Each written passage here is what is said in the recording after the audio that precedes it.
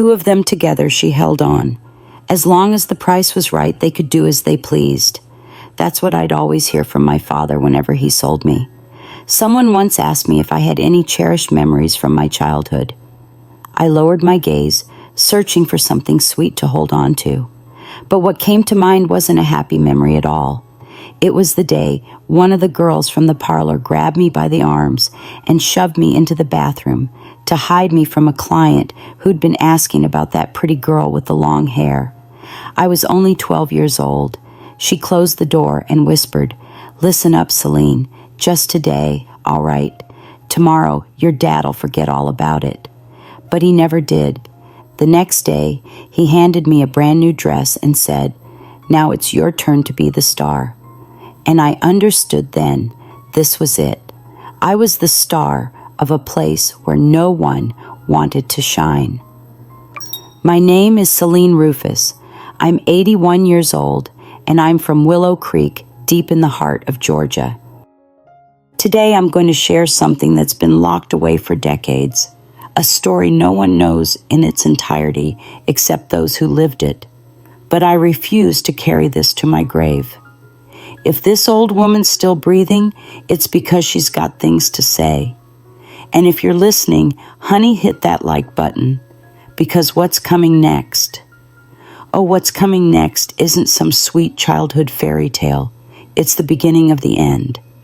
So if you're here listening, please take a moment to like this video and hit that subscribe button, because your support means the world to me.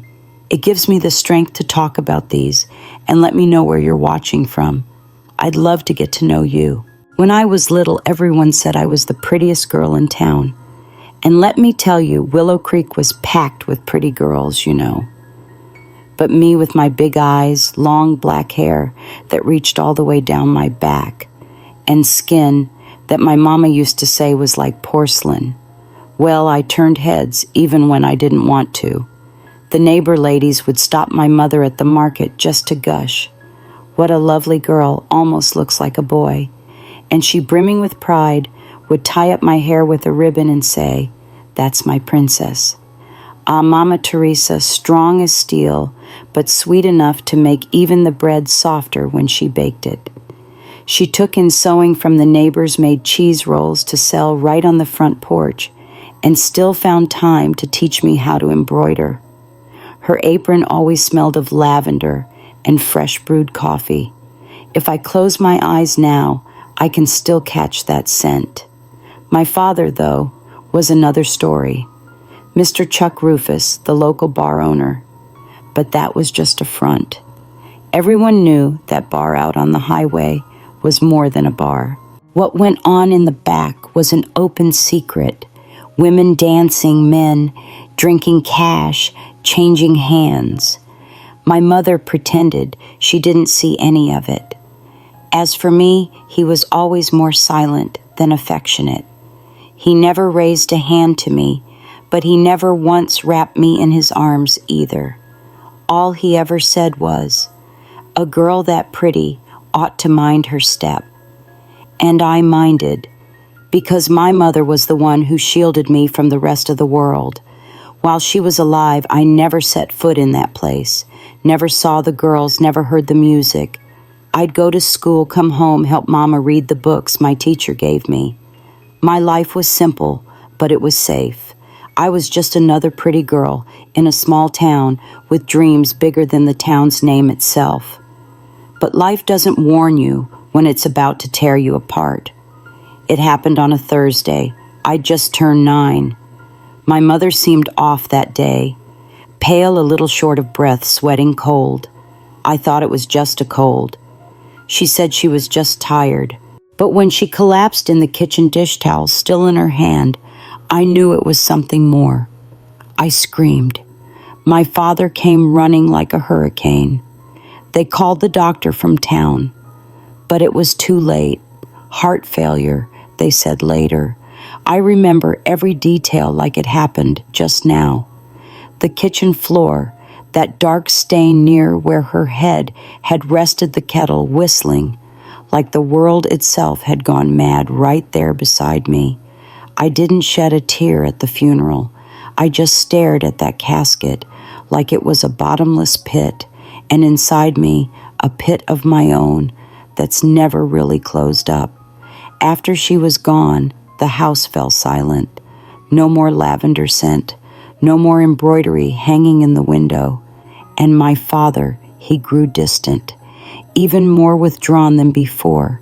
He drank more, left at dawn, came back late at night, and me, I was just adrift. A pretty little girl, sure, but all alone.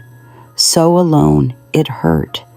The neighbor ladies still whispered, "She's such a treasure, that one." And I wanted to scream, "What good is being pretty if no one ever really sees you?"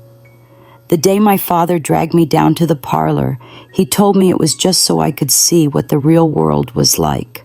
Real world, how kind of him. While the other girls at school were busy learning their grammar, I was learning the difference between red lipstick and the kind that covers bruises. Now that's some real education. He woke me up early, gave me a pink dress with frilly lace, and said I was going to keep the other girls company. That's all. And me, naive as a lamb, I believed him.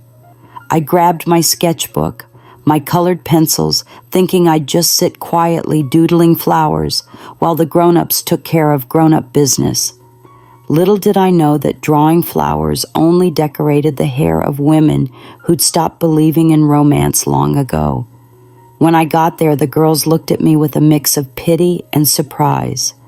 Pity hidden behind a smile. One of them, Myrtis, I'll never forget her, called me boss's little doll. She laughed. I thought it was sweet.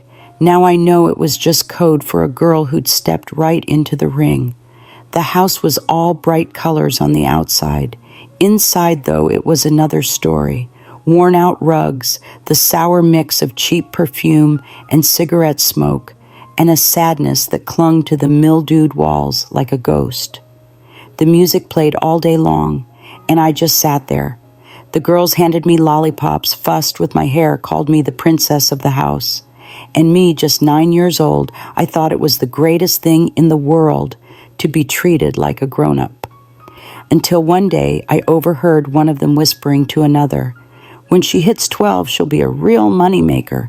And me at 9 thought being grown up was the best, until that day, when I heard them whisper, "When she turns 12, she'll be a star, like I was some kind of milk carton with an expiration date. Little by little, I became a fixture there.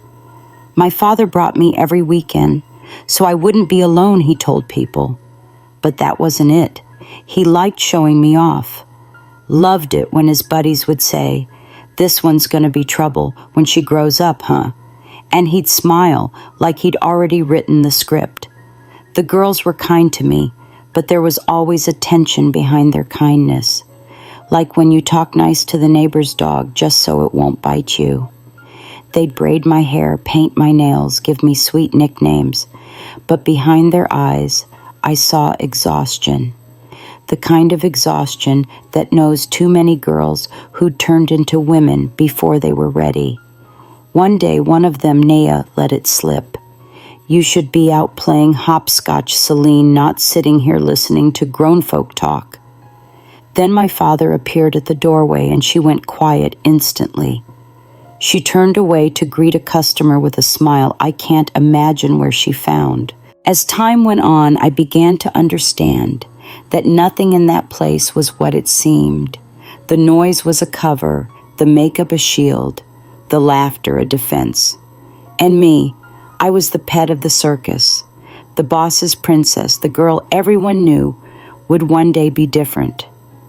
My father said I was learning early, and that it was better that way because life didn't hand out favors. I just listened, because answering back in that world was a ticket to nowhere. And in the middle of it all, I started becoming exactly what he wanted. I'd sit there, pretty smile politely, and greet the customers who came in.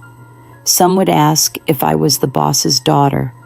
Others asked how many years left until I'd be a woman. And me, not really understanding, just squeezed my hands under the table and pretended not to hear.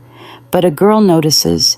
You know, she notices when a smile carries something else behind it, notices when a stare lingers too long.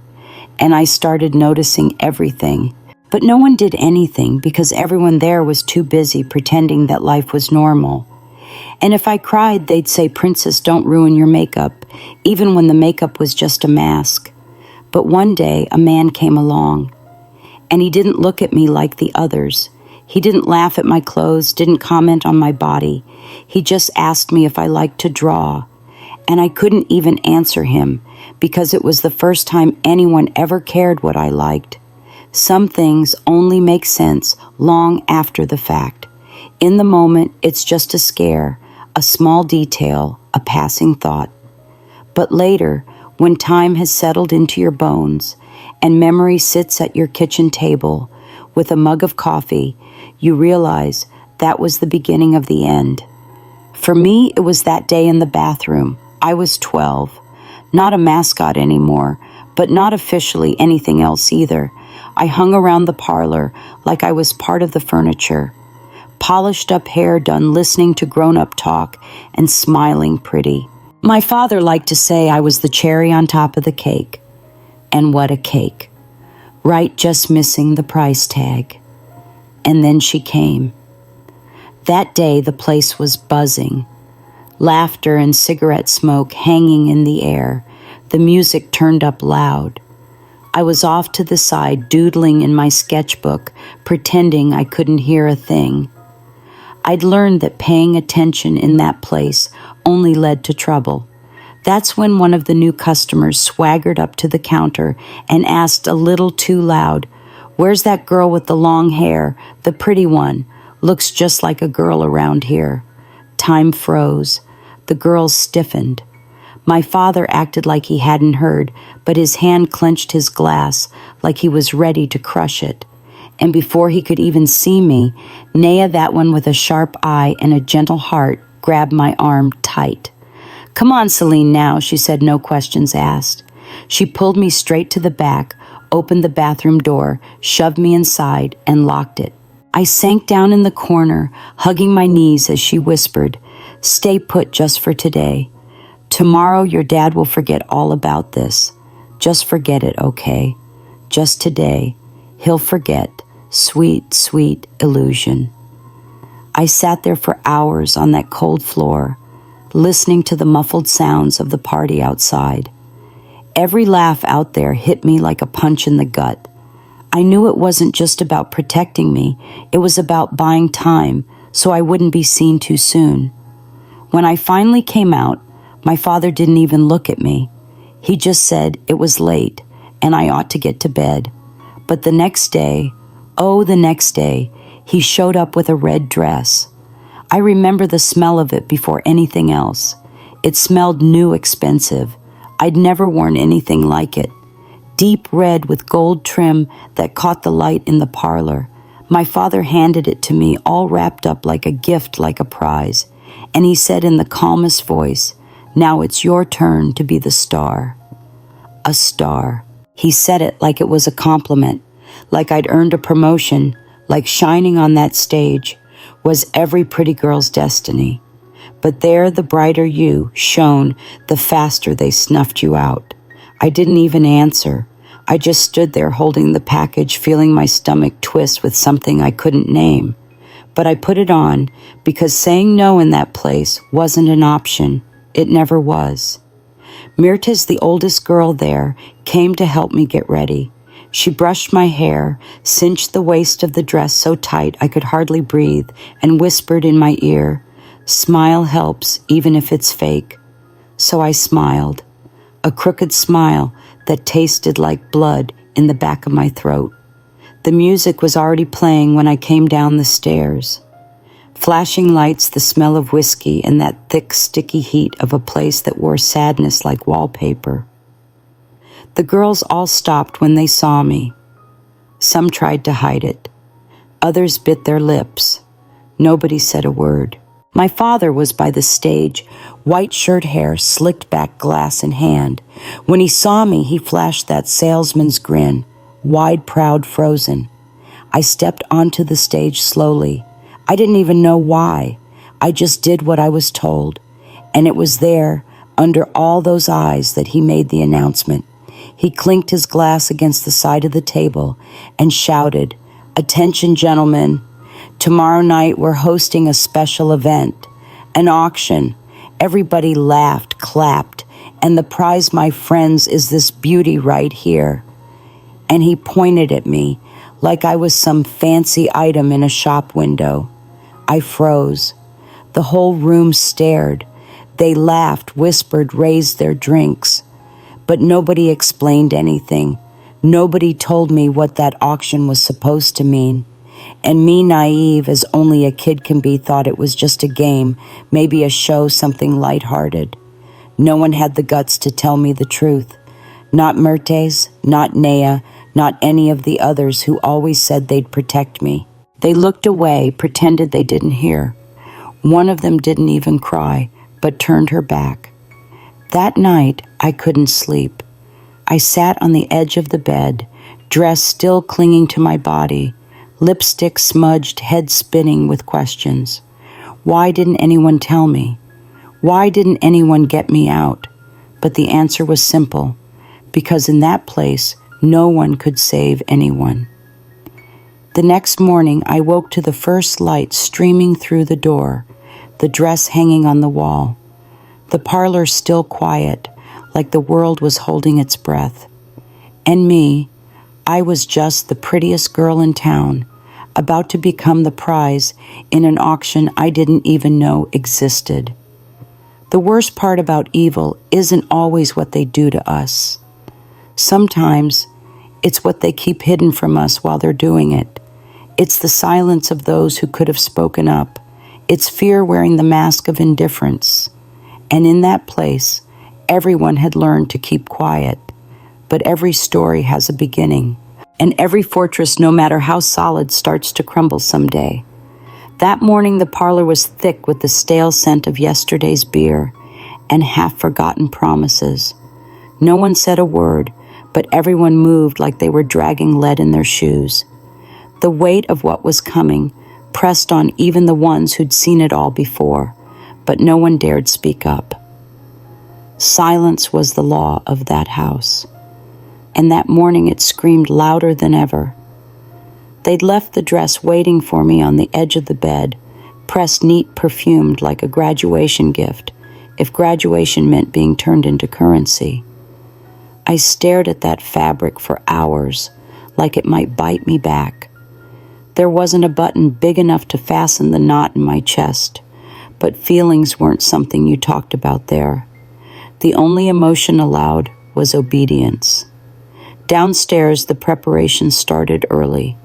My father was all over the place, barking orders like he was hosting a royal ball. Every detail mattered. The lighting, the music, even the kind of glass they'd serve drinks in. After all, he called it a special event. According to him, a show. The kind of night the town would remember for years. They didn't speak to me all day. They prepared me like a live mannequin. Makeup, hair, perfume done with care, but without a single word. No, are you okay? No want a hug. Nothing. Just me in the middle of that room, surrounded by hairbrushes and lipstick, understanding exactly what it meant to be swallowed whole by a place. By late afternoon, they dressed me. Mertis's hands trembled just a little, but she pretended it was nothing. "Almost done, sweetheart," she said in that sweet voice that only comes out when the soul's too tired to scream anymore. I didn't have the courage to ask questions, and she didn't have the courage to lie. I walked down those stairs like I'd rehearsed every step, trying to ignore that every step felt like a shove. When I stepped into the parlor, all the eyes turned at once. Men with money, expensive watches, and cold laughs. Men who'd been in and out of that place their whole lives, like it was a second church. But tonight, they were there for me. My father took the microphone with the ease of a man who'd done this before, just never with his own daughter. He announced, "Gentlemen, tonight is a celebration, a special auction, a one-of-a-kind event." The crowd clapped. I sat in the center, pretending I couldn't hear, but every word from his lips was a knife slicing sideways.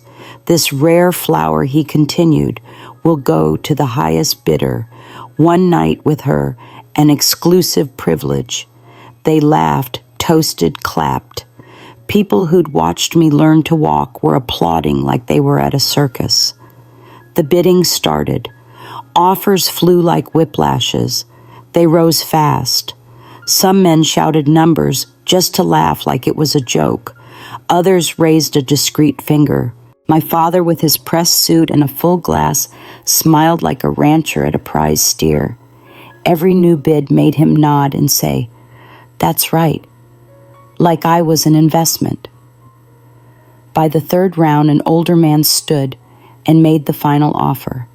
It was high, way higher than the rest.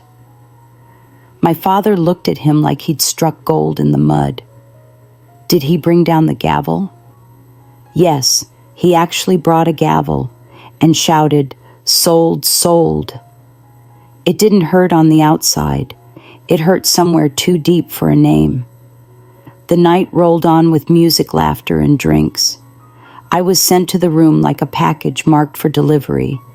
I sat on the edge of the bed, that dress sticking to my skin, and waited for the sound at the door, waited for the fate everyone in that house already knew. Only I kept pretending it wasn't coming. But that night he didn't come. No one came.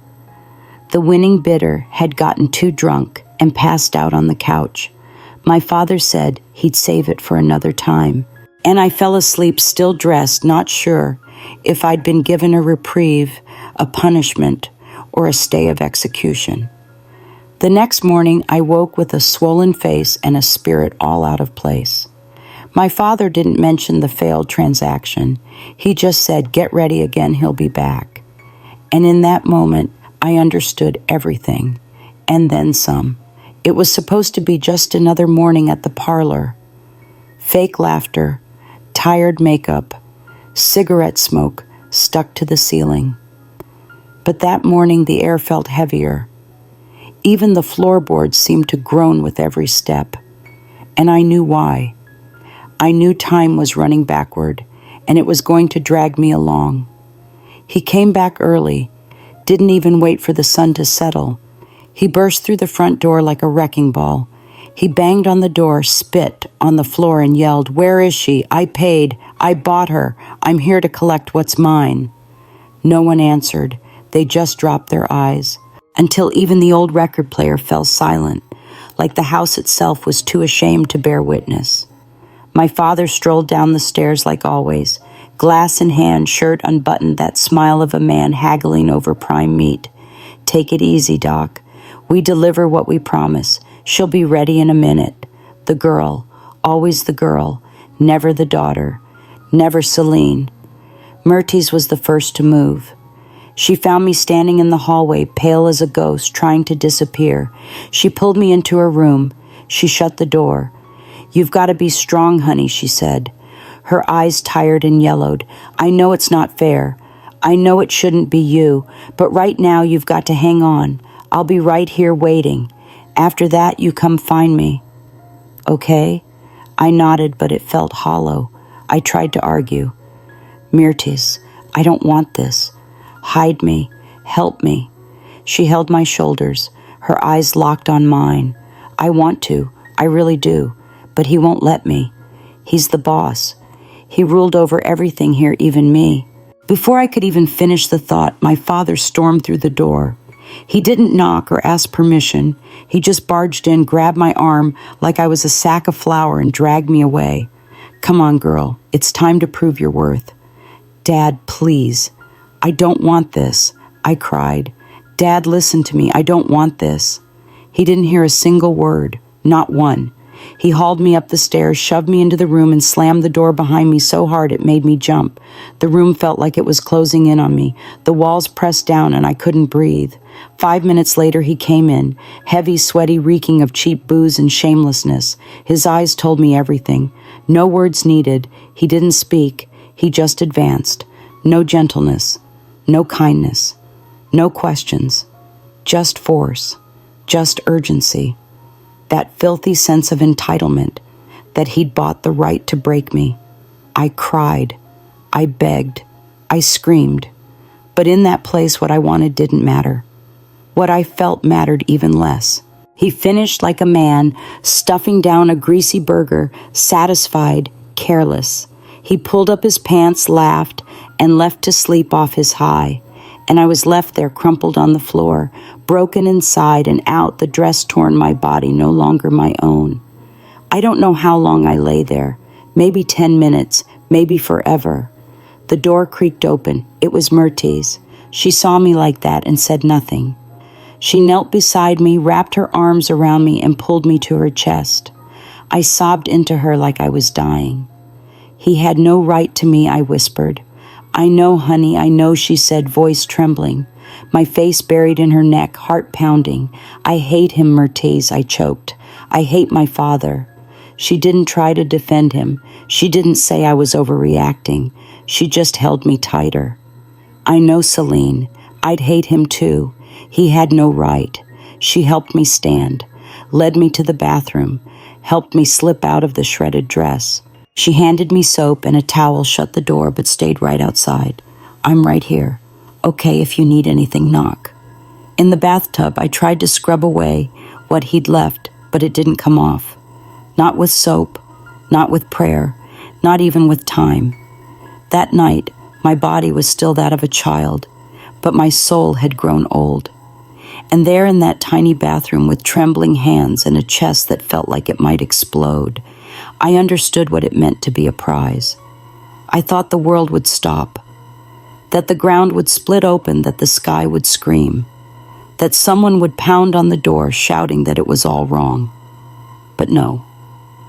The next morning I woke to the sound of the garbage truck rattling down the street and the smell of cheap coffee drifting from the kitchen. Life went on like nothing had been ripped from me. I woke with my eyes swollen shut, my whole body screaming, my heart clawing at my throat. But the world, oh the world, it wanted me to put on lipstick and head back down to the parlor. On the dresser, a gift sat waiting. A small box, gold ribbon, a little note for the star of the house. I opened it, new lipstick, bright red, the kind no one wears during the day. But in that place, there was no more day. Only night after night with makeup on my face and silence in my throat. Myrtis knocked, stepped in quietly, avoided my eyes for a moment, then sat on the edge of the bed and took my hand. The same woman who used to tell me jokes in an aunt's voice now only offered silence. And that was more than anyone else could give. They want you to rest, she said finally. Today, tonight, tomorrow, you know how it is. There were no breaks there. All I wanted was to run, to shatter the glass, to disappear down the highway. But I didn't even know how to cross town alone. And even if I did, where would I go? I went downstairs. The parlor was the same as always. Smoke, loud laughter, men clinking glasses like they'd hit the jackpot. When they saw me, someone joked, "Looks like the girl became a woman." My father laughed. Now she's ready for the show. I walked slow like I was stepping on broken glass. Every step a memory, every breath a hammer. The girls avoided my eyes. Even Tanea, who always welcomed me, ducked into the kitchen. I got a new job that night, serving drinks, glasses here, bottles there, a smile on my lips and a hollow in my gut. I pretended not to hear the comments, not to understand the nicknames, but I heard them. I understood every word. I just didn't react, because in that place, reacting was asking for punishment. After that, I went downstairs every day, silent, soulless, with that dress clinging to my skin like shame. Every step came with a, maybe today won't be so bad, but it was always bad, and it only got worse. They called me a star. Maybe today won't be so bad, whispered in my head, but it was always bad, and it only got worse. They called me a star, like it was some kind of compliment. Me, who once only wanted to run barefoot in the yard and eat warm buttered toast, was now the one everyone asked for. The name men said with a smile that made me sick to my stomach. Chuck's Girl, like I was some cocktail on a menu, a limited time offer. Inside that parlor, everything stayed the same. Dim lights, forced laughter, the stale smell of cigarettes and cheap meat. Only I was different. Every day less of a girl, every day more of an object. My father didn't bother pretending anymore. He paraded me like a trophy. He'd grab my shoulder, turn me around in front of the customers. Ain't she the prettiest thing this place ever saw? He laughed loud, proud, like he was selling prime stock. I flinched. Every time he tried to touch me, I shrank back. Automatic, like I'd been burned. And he noticed. Of course he did. When he couldn't stand my contempt, he'd break things. Smashed glasses, kicked chairs, tore the curtains off the wall. He never hit me again. But his eyes hit harder than fists. The girls saw it all, but no one said a word. Myrtes bit her lip till it bled. Naya pretended to be washing something every time he started to yell. It was the house code silence for survival, and I obeyed. Every day, every night, I'd put on lipstick, tie up my hair, slip on those heels, and smile. They'd place me in the room, divide me into shifts. It started with 5 men a night. By the time I hit 13, it was 8. 9 still fresh, they'd say. Can she breathe fresh? That word should have been outlawed. Sometimes I wondered if he ever felt anything, if he ever said no or had a single drop of regret. But I guess not, because the less I'd meet his gaze, the more he'd offer me up to others like a punishment. Or maybe revenge because he hated me, or because he knew I hated him. He started letting in customers who'd once been turned away, the strangers, the rough ones, men who talked too low and looked too long, asked for things the other girls always refused. He'd say, "She's new, she'll learn," and he'd send me, and I went. Because saying no meant more shouting, more slamming doors, more threats. That week he sent in a big man, the kind that blocks the door when he stands there. He didn't say a word, just pointed at me. My father nodded like a rancher making a sale at a cattle auction. They pushed me into the room, shut the door. He didn't want kisses, didn't want conversation. He wanted to hit. He unbuckled his belt before even taking off his shirt. And I knew then it wasn't love. It wasn't desire. It was rage. And I was the target. Like there was a debt between him and the world, and I was the invoice. The blows came quick, hard. Every time I screamed, he smiled like the sound of my pain was music. Outside, I heard them, soft sobs, not mine. Someone leaning against the door. I knew it. Naya. She was out there listening, feeling it all, but unable to stop a thing. And I fell alone with a witness who could only weep. When he left, he didn't even look back. He threw money on the table, spat on the floor, and walked out like he'd just won a game. I stayed there, crumpled, arms bruised, soul in shards. Myrtes came in a few minutes later.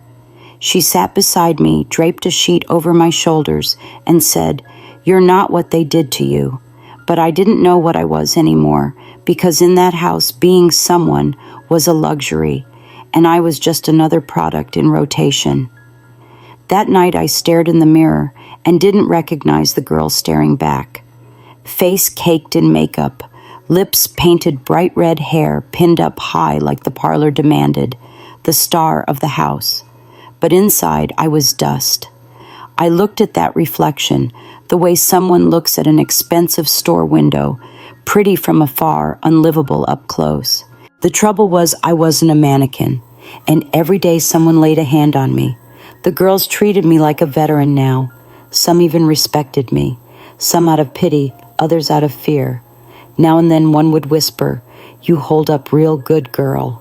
At your age, I'd already cracked, and I'd smile because that's what they expected from me, a smile and a graceful walk. But inside something was coming apart, a part of me that didn't want to obey anymore, that whispered that pace, that longed to run, even if I didn't know where. Myrtis noticed it first. She saw how long I lingered before heading to my room. She saw me refuse a drink. She saw me too quiet, even for a house where silence was the rule. One day, she cornered me in the hallway and asked, "What's going on in that head of yours, Celine?" I said. "Nothing." But she didn't believe me. My father started to suspect too. He could feel it in the air. He'd try to talk, but I'd just nod. Whenever he tried to touch me, I'd recoil. By then, even his shadow made me sick. He'd stand there silent. Then he'd start screaming at the girls for nothing. He'd smash bottles, kick doors. But with me, he wouldn't even touch me anymore, wouldn't dare. One night, he came at me with that salesman's grin like he was peddling a loan. He said, "You're acting strange." What, trying to be a saint now? I didn't answer. I just walked away. If regret had a smell, it stank like his breath. I didn't have a plan or a map, just a desperate need to go, to vanish down the highway and leave the dust behind. Every time I cracked the window in my room, the wind seemed to whisper, "Go." But the door was locked from the outside, and fear curled up under the bed. One night at dinner, one of the girls, Solange, young and bold, asked, "Ever thought about escaping?" Nea's fork clattered. Myrtis's eyes tightened. Solange wouldn't let it drop. "There's a small town nearby. We could pool our money and make a run for it." Myrtis answered with the words that summed up that whole damn place. "Nobody escapes here. Here people just fade away." Still the thought lingered. It walked with me through the hallways, slept on my pillow, wrapped itself around my legs every time a client reached for me. One night, my father called me aside, said he had a special client, someone looking for something different. "Something only you can give, sweetheart." The word sweetheart came out of his mouth like a curse.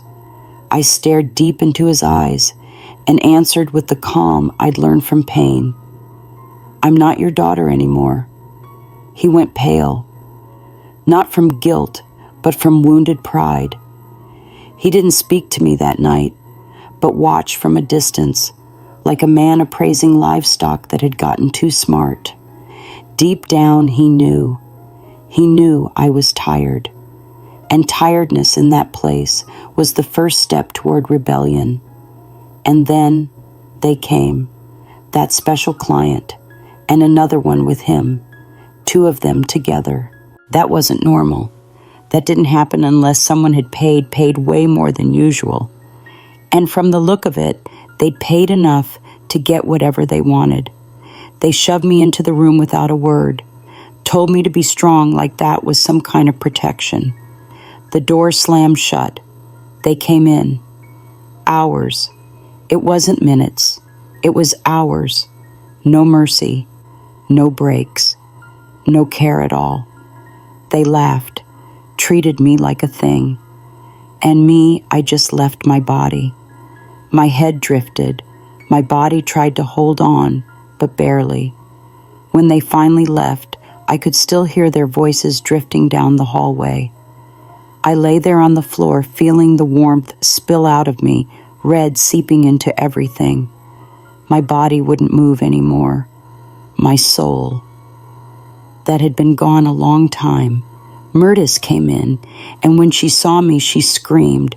She called for my father, pointed at me. "Look what you've done, you monster. Are you trying to kill your own daughter now?" He went pale. For the first time, he looked scared. Not for me.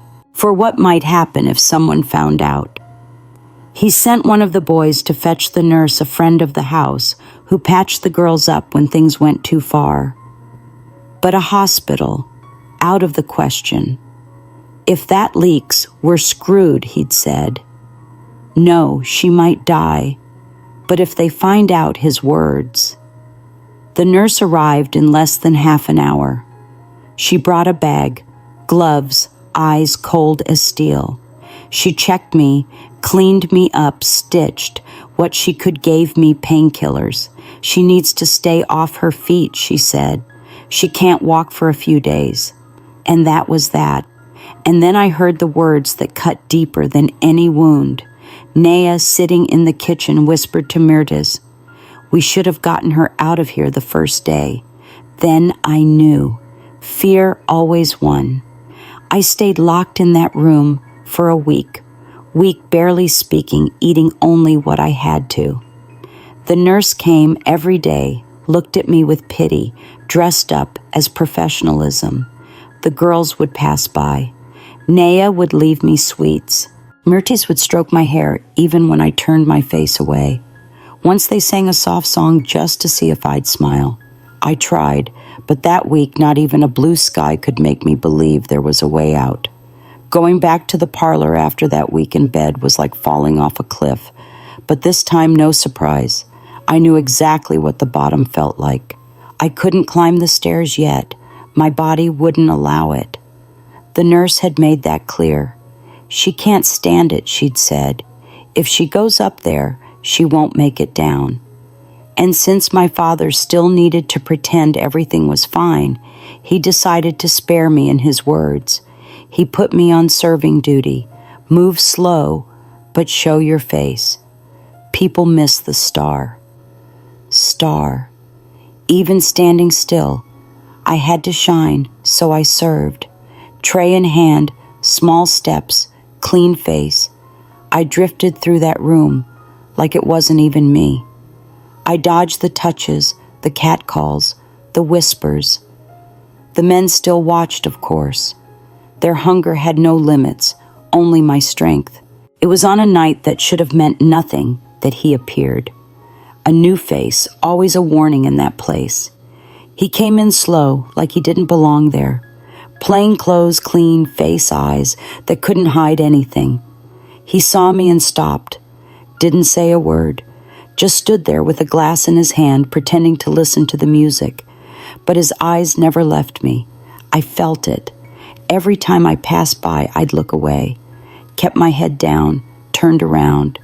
I didn't want anyone else looking at me. I didn't trust anyone with teeth in their smile. I heard him asking one of the girls who I was. He was close enough to overhear without even trying. "Who's that girl over there?" That girl was me. The answer came with a sigh. "That's the boss's daughter, the most hated one in this whole place, the one who never should have set foot in here." He just listened, his eyes locked on me the rest of the night, like he was seeing something no one else could. He didn't say a word. Didn't call for anyone else. Not even the girls who'd throw themselves at a guy like a perfume commercial. Nothing. He just sat there, ordered a beer, and watched. He came back the next day, and the one after that, and again. Always the same, slipping in, quietly, cheap drink in hand, gaze steady. Like he'd signed a contract of silence. The girls whispered about it. "He's different," they said. "He's never asked for any of us, but he never missed a night." Naya even joked, "Maybe he's sweet on Celine." I nearly laughed. Sweet, a funny word for a girl who'd been sold at auction. But he kept coming, and I kept avoiding him. I'd pass by but swerve away. When I saw him standing on the porch once, I turned back down the hall. When our eyes met, I pretended to trip, just to look at the floor. That wasn't shyness, it was survival. Still something about him rattled me. Not his looks or his eyes, but that he didn't want anything. That confused me because everyone else wanted something. Everyone had a price, a desire, a demand. But not him. He just watched like he was reading a sad book he couldn't put down. Meanwhile, my father thought it was funny, like some lovesick fool with the girl. He said it with a smirk, like a cat staring at a statue. But I could see it bothered him, because if there was one thing my father hated more than defiance, it was not understanding the game. And that man played by rules nobody knew in that house. Days went by. I kept serving drinks, dodging hands, pretending I still had a piece of my soul tied to my body. and he kept coming, always quiet, always calm, always with those eyes fixed on me, like I was the only reason he walked through that door. And me, I didn't know whether to run or say thank you, because for the first time, someone looked at me without judgment. But he was still a man, and I'd learned long ago that a good man was one who never got too close. That night's heat didn't just come from the air, there was something in it. The lights in the room flickered like they were nervous, too.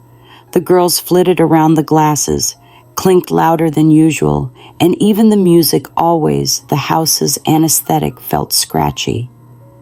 I was weaving through the tables again, tray in hand, passing faces that already knew my name and others who were dying to learn it. My body still ached from everything I'd been through, but walking was my only choice, and pretending nothing hurt had become my uniform. That's when I felt it, didn't see it, felt it. The energy shifted. My father, leaning near the bar, was whispering with one of the oldest customers, the kind that even the floor avoided.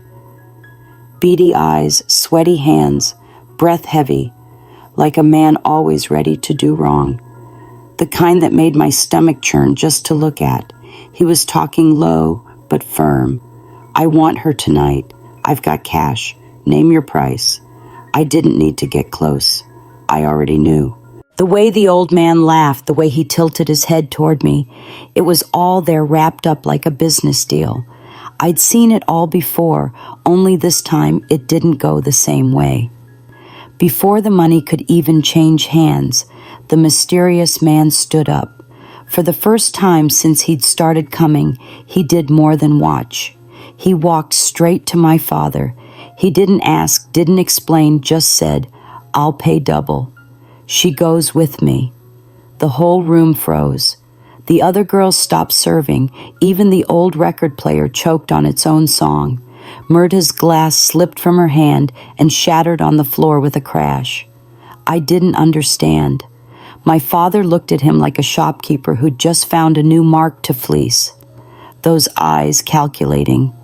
"Done," he answered without blinking. "She's yours tonight." He crooked a finger at me. Didn't speak. Just pointed to the stairs like I was a package to be delivered. I went. I climbed without question, not because I was obedient, but because my body knew how to obey, even when my soul screamed. I walked into the room, sat on the edge of the bed, arms cold, head burning. I was ready for another, just one more. So many had come and gone. What was one more? The door opened. He walked in, but didn't close it, didn't come near. Just went to the far corner of the room and sat down. No rush, no sudden movements. Just crossed his arms and looked at me, silent. After a few seconds, I burst out. "Just do it already, you paid," he said. "No need to pretend you want to talk. Nothing. Go." He turned me around, pulled me roughly, told me to be quiet. I knew the drill by heart. Silence. Or maybe he was one of those who liked to hit first. He took a deep breath, looked at me with a calm that cut deeper than a scream and said, "I just came here to talk. I paid to save you from a night that would have stolen a little more of your soul. That's all." I froze, literally. My tongue stuck to the roof of my mouth. My heart stopped. My blood felt hot. Talk. Yeah, nothing else. I stayed still, trying to make sense of it, trying to find the trap in his words. But he just sat there silent, waiting. Slowly the air came back into the room. We started to talk. Small things. I tested him. Every answer I gave him a cold stare, like I was daring a snake to show its fangs. But he never bit back. Just answered. Simple. Direct. He told me about his hometown, his work, the places he'd been. Nothing more. But the way he spoke, it was like he was talking to a person, not a thing. "Why'd you do it?" I asked, still suspicious. Because whatever that man wanted, I couldn't let it pass. He looked embarrassed. The word embarrassment on his lips wasn't about me, it was about the others. That hit me. The conversation lasted longer than it should have. The night drifted by slow. For the first time in years, I didn't feel the rush to get it over with. Before he left, he asked me, if I came back tomorrow, would you talk to me again? I hesitated. For a second, I thought about saying no, but I didn't. Come back. He left, without touching me, without asking for anything more. I stayed in that room, staring at the closed door for the first time in forever. I didn't cry. When I came down the next morning, face washed, hair done, step steady, not looking at the ground. I walked in just as Mertes's cup froze in midair. She and Naya were sitting on the back stairs, sharing a pot of weak coffee and whispering about the new girl who'd run off with a customer and come back 2 hours later, like she'd just gone out for bread. They saw me coming. Both of them dropped their heads. Naya was the first to ask, whispering like she was afraid to hear the answer. Was it him? It was Mertes answered for me. Did he hurt you? No. Pause. Did he force you? No. The two of them looked at each other like I'd just told them I'd seen the Virgin Mary riding a bike downtown. Naya's eyes got wide. So what did he do? I sat on the doorstep, took a deep breath, like I was about to tell them about a miracle no one would believe, and said, he paid to talk. They both went silent. Naya nearly choked on her coffee. Mertes raised an eyebrow. Just that. But how much did he pay double? Naya's face was a mess of surprise and envy. A man pays just to listen. Since when? Since yesterday. Mertes let out a dry, toothless laugh. Careful, honey. A man who doesn't want your body wants your soul, and that's the kind that takes the longest to heal. She sighed. Be careful. She was right, but also there was a part of me that didn't even know what he wanted. I just knew that for the first time, someone had walked into that room without turning my name into a number. In the days that followed, he came back, like clockwork. Same spot, same calm, same eyes. He never asked for a girl, never accepted the offers from the ones who winked or even the ones who were bold. The girls even joked that one's praying in a brothel. And I laughed, really laughed, because watching a man get rejected in that place was as rare as finding a $50 bill in a baby's diaper. No one understood, and truth be told, neither did I, why I kept going upstairs with him. In the parlor, the rumors flew faster than a waitress on payday. He's paying double just to hear her breathe. Must be a fetish. Or maybe he's one of those guys who gets off on small talk. But the truth was something else. Only he and I knew. Ray started taking me upstairs almost every night. He'd pay up front like he was buying some precious silence. When they called me, I didn't even ask who. I already knew it was him. Upstairs, he never closed the door. He'd sit in the same chair, lean back against the wall, slip off his watch like he wanted time to stop and say, "Talk, Celine. Tonight, you get to call the shots." And I'd talk. At first, just a little. Distrust was still tattooed on my skin, but over time I started to let go. I told him about the drawings I'd make when I was a kid, about the day my mama bought me a new dress at the store, about how I hated tapioca but loved cold eggs on toast. And he'd listen like a man who wasn't in a hurry to leave. There were nights when I'd just sit quiet on the bed, staring at the wall, and he'd respect that too. Want silence tonight, I'd nod. And he'd sit there saying nothing, making no moves, just being there. That scared me more than anything, because no one had ever wanted to stay. One night, he brought me a book. The cover was worn, the pages marked. I read this when I was a kid. Help me keep my head straight. Maybe it'll help you too. I took it with both hands like he'd handed me a treasure. I hadn't read anything that wasn't a room number or a client's name in years. But while things seemed calm up there, down below, the tension was boiling like a pot about to overflow. My father started to notice. At first he acted like it was funny, called Ray the poet customer, the brothel's saint, the only romantic in the house. He laughed loud, made jokes in front of everyone, but inside, the poison was already brewing, until one day he heard the rumor that was making the rounds. "Don't you even try to question me." His blood boiled. The next night, after I came down from upstairs, I was called straight to the back kitchen.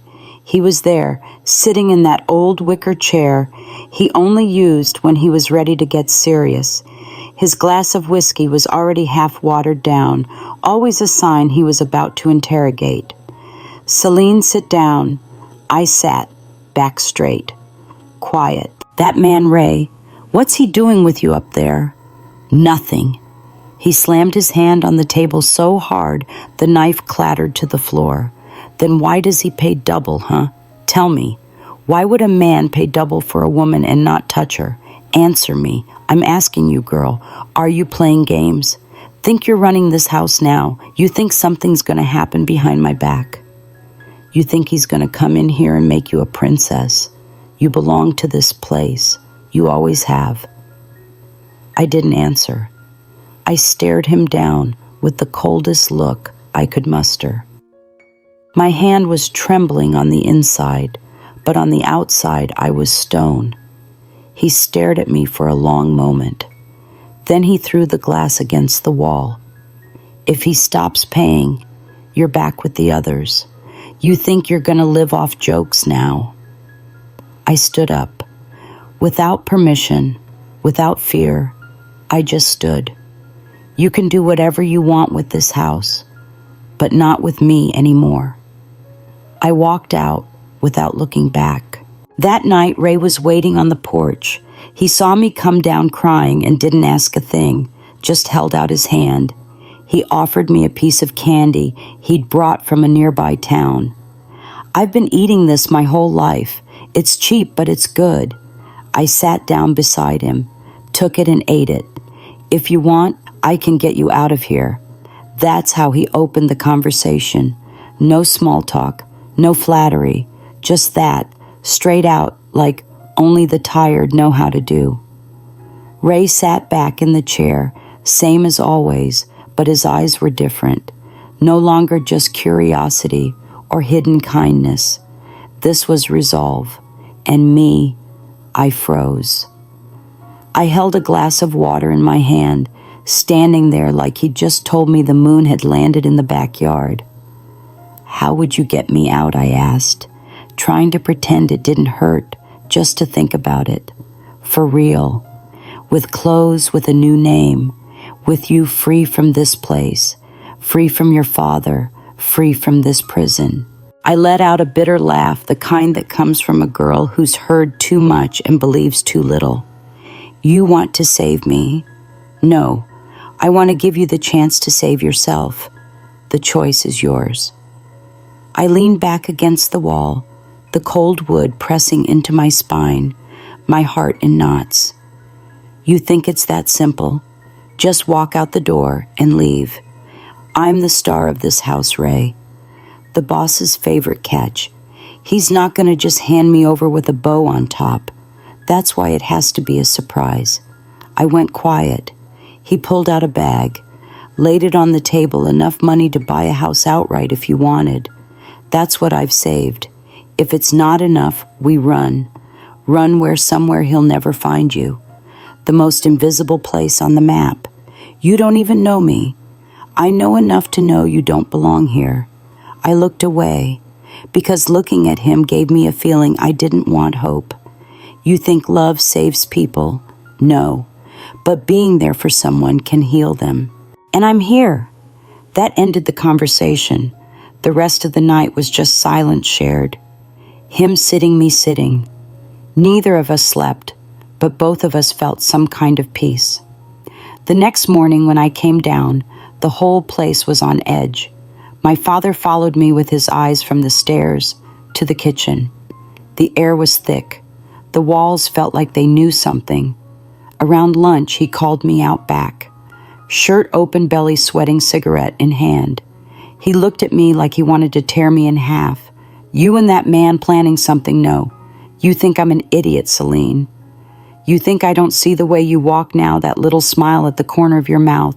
I built this place, girl. I raised you on these floors. You're my creation, and no one's going to take what's mine. I'm nothing. That's what I am. I stood there staring at him, and inside me something clicked, an old fermented hate that was finally ready to spill. You should have died instead of my mother. He raised his hand, but he didn't touch me. For the first time, he looked afraid of me. I walked back into that parlor with my whole body burning. My heart was a burning coal. That night, Ray waited on the porch. Tomorrow's the day, he said. Meet me by the back gate. No bags, just you. Do you trust me? I nodded. Then he was gone. That next morning felt like the longest of my life. It was supposed to be just another night. One of those nights when the parlor breathed on its own, the glasses never stayed empty, and laughter came for no reason. But I knew something different hung in the air, the kind of silence that only shows up before the storm hits. Ray had said tonight. He hadn't said when. He hadn't given me a plan. Just tonight. And the rest, well, I'd always been good at reading between the lines. I understood. I stayed quiet all day. Didn't eat, didn't talk, didn't let anyone near me. I just waited. My body restless, my stomach in knots, and my heart. My heart was like a caged animal beating against my ribs, begging to be free before I was. I waited for the house to sleep. I waited for my father to drink himself beyond standing. When the record player played its last song and the footsteps faded, I slipped from my bed like I was about to steal my own fate. I took nothing with me, just the clothes on my back and a courage forged from pain. Walking through that dark parlor felt like walking through my own history. Every chair, every table, every splintered floorboard carried a piece of me, and I left it all there. At the back, Naya was already waiting by the door, pale and trembling. Are you sure, girl? No, but I'm tired, and that weighs more than any certainty. She handed me a small cloth bag. Inside was bread, a piece of candy, a crumpled letter, and a hair clip that used to belong to my mother. This is your story, she said. The rest, you'll write yourself. Mirtis appeared beside her, pulled me into a tight hug, and whispered in my ear, if he ever touches you like the others, come back. But if he doesn't go and live for all of us. I nodded. I didn't have strength for anything else. The gate creaked open like it was screaming. But Ray was there. Car idling, headlights off, window cracked. I got in without looking back. We sped off. The road was pitch dark, winding through a maze of trees. Every bend felt like it was trying to pull me back, but I gripped the seat and everything I had left. In the rear view, nothing. No sign that he knew. It was either silence or the storm before the gunshot. Ray didn't say a word. He drove with his eyes locked on the road, his hands steady on the wheel.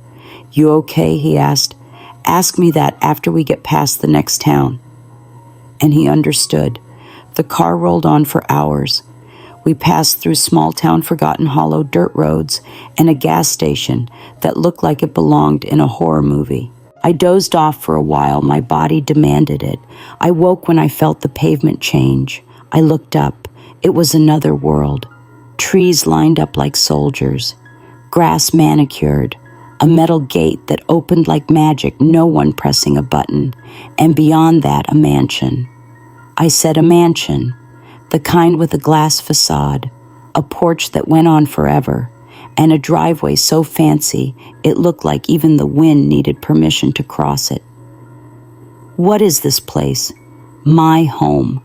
What do you mean your home? He turned off the car and looked at me calmly. I didn't lie.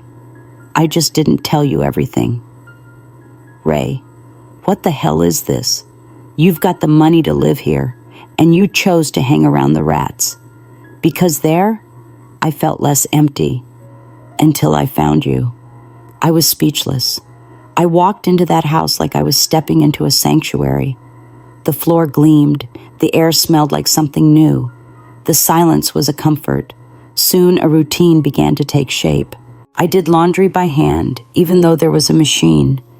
I scrubbed the floors, even though they were spotless, because my body needed something to do. Ray said I didn't have to. I'd tell him I didn't do it out of obligation. I did it because it was my way of moving forward. He respected that. He never touched me unless I let him.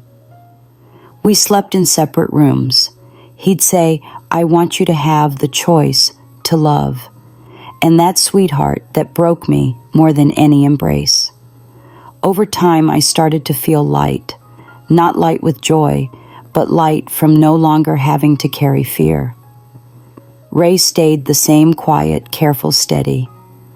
When he sat close, it was like the air itself got easier to breathe, and I started letting myself feel it. One of those nights, when the sky was clear for no good reason, I sat next to him on the couch. He was reading a book. I pretended to watch TV. I studied his face, the fine lines near his eyes, the way he'd bite his lip when he was deep in thought. And without thinking, I kissed him, just like that. It wasn't some movie moment. There wasn't music playing, just a kiss. Mine. He didn't pull back. He didn't lean in either. He just let it happen. And when it was over, he looked at me like he was grateful. From then on, we started to fit together slowly, carefully, no forcing it. But not everything was easy. One morning, I woke up screaming sweaty, my chest tight with panic. Ray was at the door in seconds. He sat down on the edge of the bed and gripped my shoulders. What is it, him? He was here, in my dream, dragging me back. Ray didn't laugh. He didn't say I was crazy. He just pulled me close. He's coming, Ray. He's gonna find me. He'll take me back. No, he won't. You don't know what he's capable of. Yes, I do. And that's why he won't. I went silent, waiting for an explanation. The night I got you out, he never saw you leave. He didn't see the door open. How's that possible? He was drugged. I talked to Nia. We planned everything. She slipped the sleeping pills. Myrte served the drink, and he was out before he knew it. Didn't wake up for 3 days. I looked at Ray like he'd just told me the world was flat. 3 days. 3 days. By the time he figured it out, we were long gone. A strange taste settled in my mouth, a mix of relief, shock, and gratitude. Naya did that.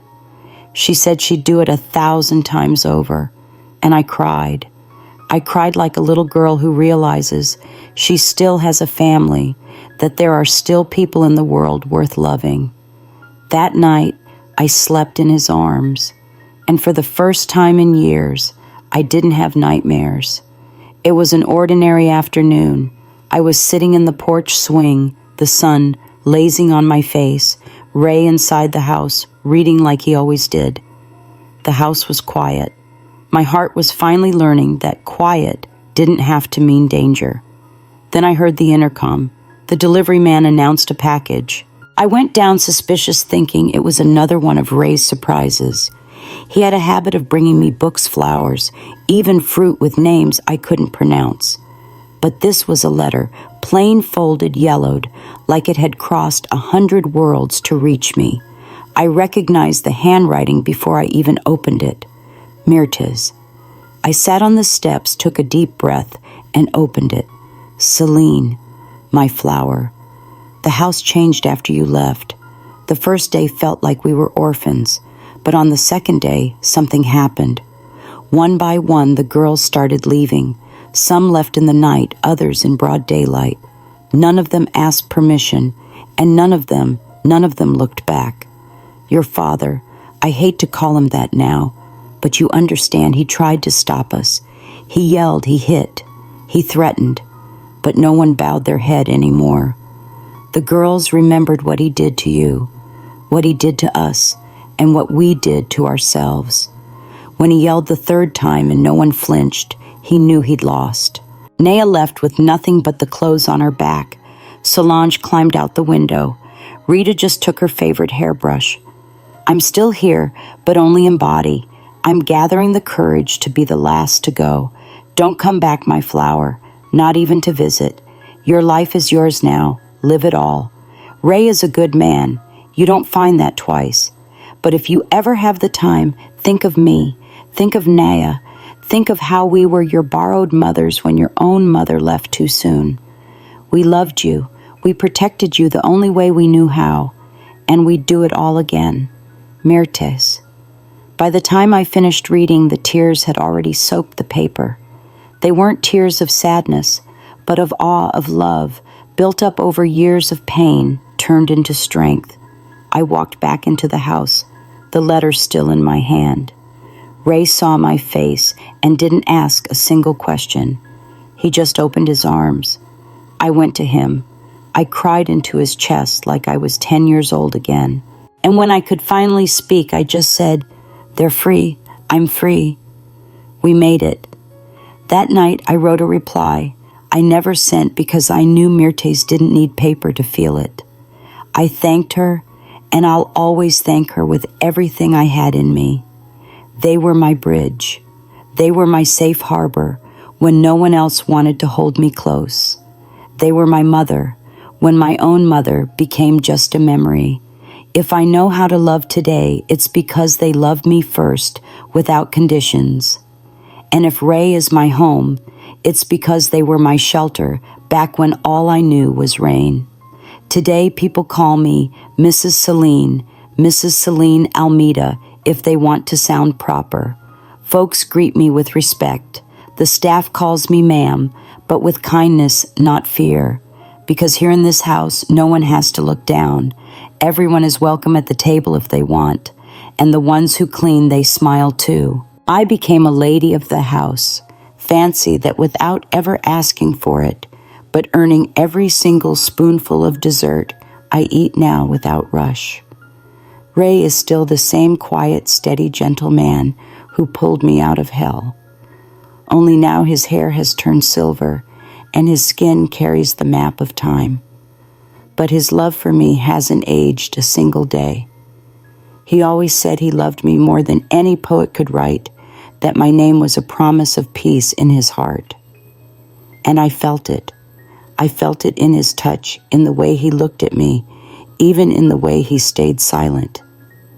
He never demanded anything of me, never asked me to explain a single thing, never let anyone raise their voice to me. There were people who tried, a pushy visitor, a bitter cousin, and he stood his ground. No one messes with my woman, he said, and they never did again.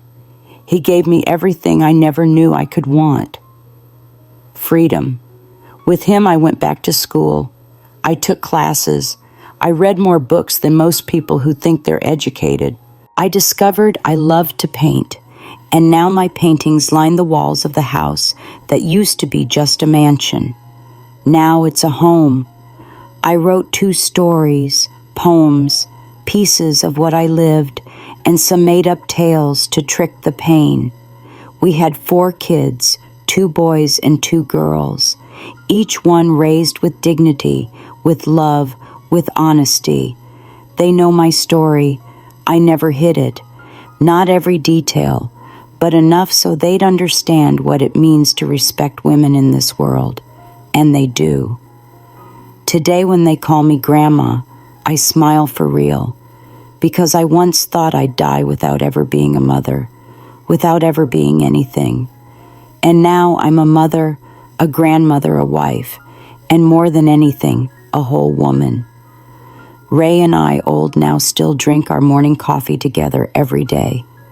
He loves the way I butter my toast. I love the way he looks at me like it's the first time. And at night when we sit together, he takes my hand. "You're my girl," he says. And I believe him because he's never lied. This is the end of my story. But maybe it's the start of yours.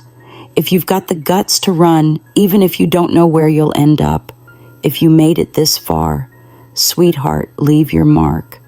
Because living hurts, but finding peace, after all that, that's a miracle.